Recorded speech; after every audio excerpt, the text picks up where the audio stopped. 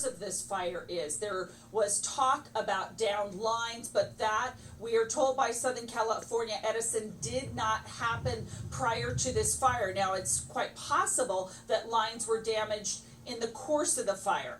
This is the home that is the worst. Then next door, we've got a garage that was burned. We've got several cars that burned, and some outbuildings behind different yards.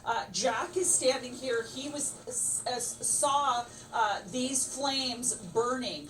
Jack was headed to pick up some lunch for his crew, and he says he saw this big plume of black smoke, and so he came to this house and noticed that it may have started from next door. Jack, describe that. That's correct. When I came here about 12:30 in the afternoon, I noticed about 2 blocks away a little bit of black smoke. So I came over in the area and I noticed the house to the left had a lot of smoke coming from the backyard. And then within 2 to 3 minutes, the whole backside of this house was engulfed in flames. And then it spread over that way to the adjacent house. And how bad was the wind? I mean, it's very windy now. Yeah, I would say 50, 60 mile an hour gust, easy. And you're from another state. You worked in arson investigation, Yes. so you're used to this stuff. Absolutely. And was this typical? It's hard to say what typical is. I would have to go through the house just like any investigator. We can't come to any conclusions.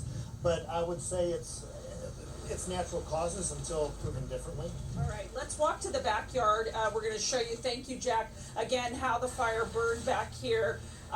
This place is filled with tools and equipment. The owner, Ray Allen, his parents lived here for many years, and he's been living here since 1995. And again, he says this is what he walked into when he got home from work tonight. He had no idea that his house was even burning. He says that no one has his phone number. They didn't know where to reach out to him. So this was all a complete surprise. Imagine coming home to this after work in an evening. And Dave, I'm going to have you swing to the left. This is where Jack, the witness, says that he saw the fire start. This is the next door neighbor's house. Unclear what might have started back there, but when you look at the power lines, you can see that they're drooping here. Of course, that could easily have been caused by this fire. But as the wind blows, we see how the lines, they're not pulled very taut here, likely because of the damage back here, but the lines are bouncing in the wind. So I did speak to Edison because this is an area where there are going to be power shutoffs, and there are some residents, let's keep walking, Dave, to show, there are some residents here that did have their power shut off in Fontana. We don't know whether this area was impacted, but Edison did make clear to me that before this fire started,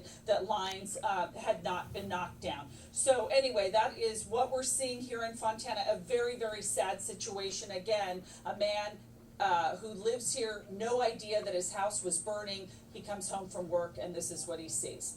So that's the latest live in Fontana. We'll throw it back to you guys in